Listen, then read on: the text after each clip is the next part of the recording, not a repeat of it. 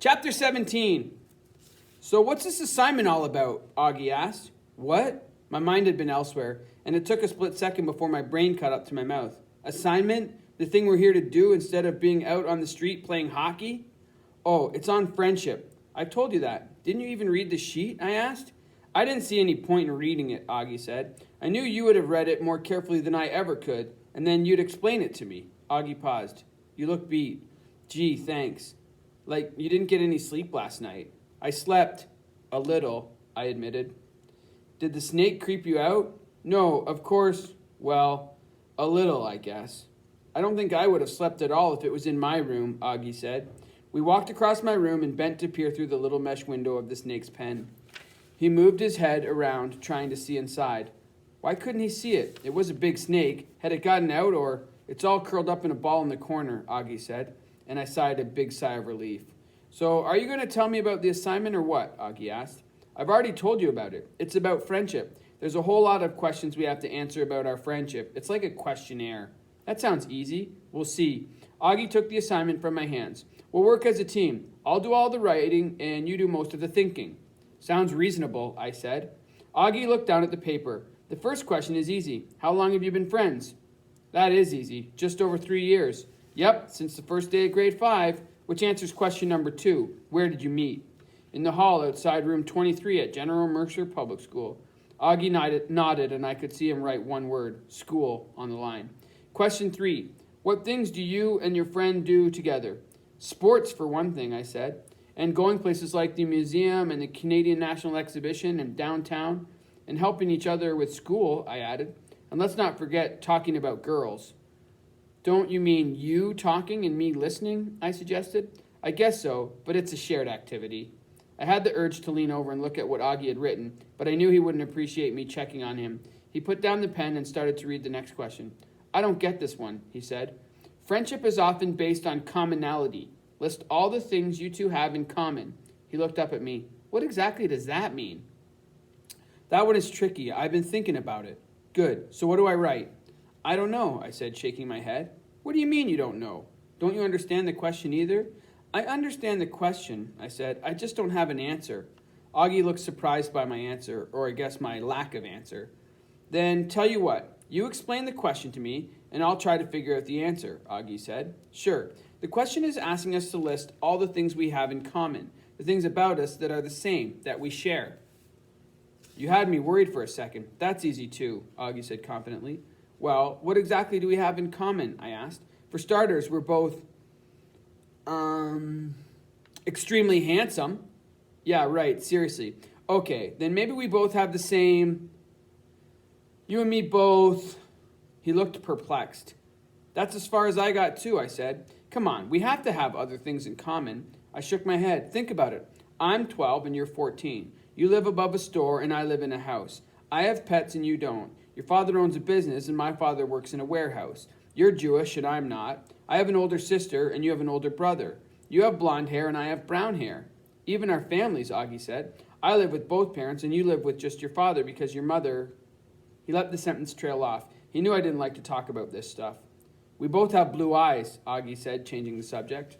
I don't think that a friendship can be based on eye color, I said. Come on, we have to have other things in common.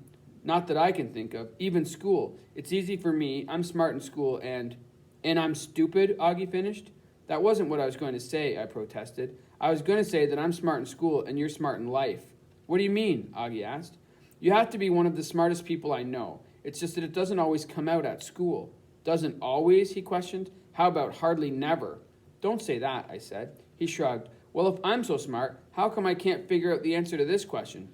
I'm smart and I can't figure it out either. We just don't seem to have that much in common. But we're friends. Best friends. Maybe it isn't us that's wrong. Maybe the question is wrong. What do you mean? I asked. Maybe friendship isn't based on having things in common. Have you ever heard the expression opposites attract? Sure, like on a magnet, put two positive sides together and they push each other apart, but opposite charges attract. Well, maybe that's us. Opposites attract. We'll just write down that the question is wrong, Augie said, and he started to write. I didn't know if that was a great idea if we wanted to get good marks, but for once I didn't care. Augie wrote down some words, ended the sentence with an exclamation mark, and then underlined it all, twice. And now the final question. Is there something about your friend that you don't know or don't understand? And if so, what? He looked up at me. Well, I can't think of anything. I think I know you pretty well, I said. And you? Nah, I think I know you pretty good. I understand almost everything about you. What do you mean, almost everything? Is there something you want to know? I asked. He paused, and I knew by the look on his face that there was something. It's not important, he said. What is it? I asked. Well, I was just wondering about your mother. You know about my mother, I snapped. Of course I know about her. I was just wondering, why you never tell anybody else about her. What do you mean? I demanded. This is hard to explain, he said, and I don't want to hurt your feelings or get you mad or anything. It was already too late for that. It's like with Elise and her mother, and with other people. When they mention your mother or ask you a question, you either don't answer or sort of say something that would make them think she was still alive. I don't have to tell everybody about my private life, I protested. Besides, I don't even think I do that. You do, Augie said softly. I do not. You even did it with me when we first met. I didn't know what to say. The first time I came here, I asked if your mother was home, and you said she's not here right now. Do you remember saying that? I shook my head. I didn't remember, but it sounded like something I would have said. I felt my tongue start to shake, the first sign that maybe I was going to cry, and I bit down on the inside of my mouth. The little shot of pain drove the tears away. I know it must be hard, Augie said, having your mother die. I bit down harder. And it must be scary, it just being you and your father and sister. Where's the rest of your family? Around, I said quietly. I have some aunts and uncles and cousins. What about grandparents? If something happened to my mother, her mother would practically live at my house. I felt like I had the air in my lungs removed. My grandmother, she did live here. She did? Augie asked. I nodded my head. She and my grandfather. When? From before I was born. When did they move out? I walked to the window and looked out. I fought the urge to just say, yes, they moved out. They died, one and then the other, within a year of my mother going. I had no idea, he said. I'm sorry, I guess I shouldn't have asked. That's okay, I said, biting down on my cheek so hard I could taste blood. Augie put a hand on my shoulder. You know what? I just thought of something else we have in common. You have? I asked. Yes, we both have an older brother.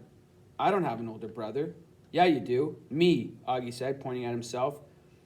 And we also have other things in common. We both take care of each other, just in different ways. And you know what else we have in common? Neither of us would ever hurt the other one, at least not on purpose, right? I nodded. I knew what he meant.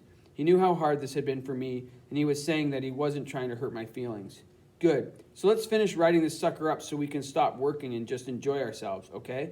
Yeah, that would be good, I said quietly. And then we can get ready for tomorrow. What are you going to wear? Augie asked. I hadn't really thought about it. I guess what I'm wearing now? I was thinking that maybe we could have one more thing in common. What do you think about my pants? They're nice. They're also new. No, they're not. You had those pants for a long time, I said. Nope, I've had another pair of pants just like them, except smaller, too small, about your size. Do you want to try them on? I don't know. Come on. If you wore them, we'd have another thing in common, okay? I shrugged. I guess I could. Let me write down the answer to the last question, and then we'll go over to my place, grab some lunch, and check out the pants. And then we'll go and play some hockey. I don't know if I should leave the snake alone, I said. Get somebody else to watch it. Maybe your sister. I laughed. Right. Like that's going to happen. She slept at one of her friends' places last night, and she's going to do the same thing tonight to get away from the snake. Ask your father to just check on it every now and again. It's not like it's going to get out. I don't know. Come on, Augie pleaded. It'll be okay. And besides, my mother was cooking soup when I left. Your favorite, chicken noodle. He was right. It was my favorite. I could practically smell it. Okay, for a little while.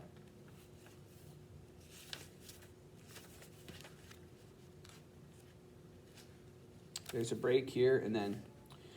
Hold still, or I'm going to stick you with one of these pins, Augie's mother said through closed lips, which were holding more pins. I was standing on a chair in the back of the Levy's store. She was working on altering Augie's old pants so that they would fit me. Despite the fact that they were too small for Augie, they were still too big for me. Quit fidgeting, she said. I'm trying. I was feeling nervous. First, I didn't feel right about taking something for nothing. It felt like charity.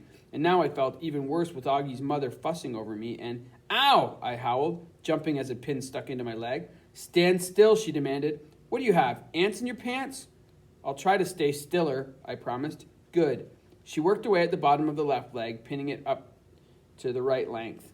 From the perch on the chair, I could see the entire store and right out the front window to the people in cars and streetcars passing by on Rogers Road. There were a few customers in the store, and both Augie and his father were helping them. There, finish with that, Mrs. Levy said. I went to climb off the chair, and she stopped me. Where do you think you're going, young man? She asked. I was getting down. You said you were finished. I am finished with the legs. Now I have to adjust the waist. She took hold of the waistband and pulled it out and away from my waist. You're too skinny, she said loudly. You need to eat more. I had 3 bowls of soup at lunch, I protested. I don't mean just now. I mean every day. Don't I always tell you to eat more every single time you eat with us? Always. There was no doubt about that statement. She was always trying to get me to eat. When I was sharing a meal with the Levies, she'd pile my plate high and then add more food before I'd even come close to finishing what she'd put there in the first place. Augie said it was almost impossible at his house to ever clear the food off your plate, and she was always telling me I was too skinny. To be healthy, you have to have more meat on your bones. Do you want to get sick? She demanded. If you lived here for a few weeks and ate with us, I wouldn't need to be taking these pants in. Maybe not, I agreed, but you might have to be letting them out. She laughed. It was a nice laugh. Of course, it wasn't just that I ate well when I was at the Levies, but that I ate differently. They ate all sorts of things that my father never made for us. Things like latkes and corned beef and bagels and lox and borscht. I'd never heard of any of them before I came here to eat, but I tried them and I liked them a lot. So, do you still want to be a dog doctor? She asked as she started to tack the waist in place. Yep, I'd like to be a veterinarian. Why not a people doctor? You'd make good money. You'd be respected by the members of your community, and what mother or father wouldn't want to say, my son, the doctor? She paused and looked up at me.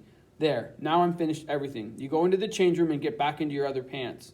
I carefully climbed off the chair, trying hard not to get stuck by any of the dozens of pins tacking my pants into place. I slipped into the change room and slowly and deliberately took off the pants, making sure not only that I didn't get pricked again, but that I didn't dislodge any of the pins. I caught sight of myself in the full-length mirror covering one of the walls of the change room. My hair was standing straight at the top. I'd tried to remember to take a bath and have a shampoo tonight. It had been a while since I'd done either. I couldn't help but also notice my legs reflected back at me. They were on the thin side. I guess all of me was. Not that I'd ever live anywhere except with my father, but I wondered what it would be like to live with Augie's family for a couple of weeks. I was sure I would put on weight, and I did like Augie's family, especially his mother. Augie complained about how she was always nagging him about things, what to eat, where he was going, who he was going to be with, what time he went to bed at night, what he was going to wear. Personally, I thought that wouldn't be so bad. My father was always so busy that he didn't have time to nag me. I guess it would have been different if my mother was around, I guess. I really couldn't remember very much about her, and sometimes I thought that things I remembered were what I'd been told rather than what I recalled. The only clear memory I had was when I was about 4. I was sitting in a wheelbarrow and my mother was pushing me and we were both laughing. I probably laughed a lot back then. I'd been told by people that she was nice, but then again, what else would people say? It isn't like they're going to say bad things about a dead lady to her son. I closed my eyes and tried to picture her in my mind. The image was there, but it seemed blurry. Maybe when I got home, if my father wasn't right there, I could go into the big cedar chest and pull out some pictures of her. Janice told me that Dad put them all away the day after she died. I was too little to remember any of that either. I just remember the pictures always being there in the chest. Pass the pants over to me, Miss Levy called through the door, startling me out of my thoughts. Yeah, sure, I said as I picked them up off the floor and then handed them over the top of the change room door. I'll have them sewn up in a few minutes, she said as the pants disappeared. I quickly grabbed my pants and pulled them on. I zipped up the fly and snapped the top button into place. I slipped my feet into my shoes and bent down to do up the laces. Hey, Ricky, Augie called out. My mom wants to know if you want to stay for supper. I opened up the door to face him. Not tonight, it's Sunday, so my father was cooking today.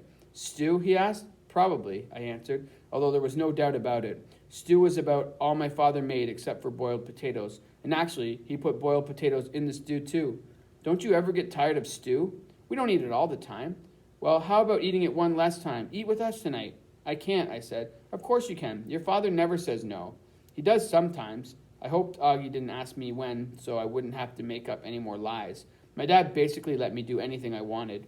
It's just that I don't want to leave the snake alone any longer, I said. Call your father. He'd go upstairs and check it again. If you asked, wouldn't he? He would, but I also want to finish up my homework.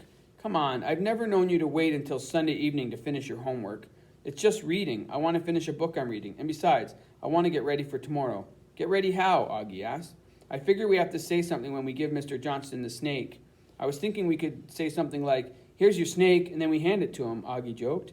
I was hoping for something a little better than that. "Leave it to me and I'll figure out what we should say," Augie said. I knew I could trust him to come up with something good, but I also want to get me ready. "What are you going to do?" Augie asked. "You know, take a bath, shampoo my hair, just get ready." "Good plan. We're going to be standing in front of the whole school, so we should look as good as we can. Do you know what shirt you're going to wear with your new pants?" "I'm not sure. Something different from what you're going to wear. We're already going to look too cute with the matching pants." "We're just going to look good. So are you going to stay for supper?" I shook my head. "I want to eat with my father. He'll be by himself if I'm not there." "Okay then, I'll be there tomorrow, early. Do you think you can be ready on time, just once?" "No problem. I figure I'll be up early, really early."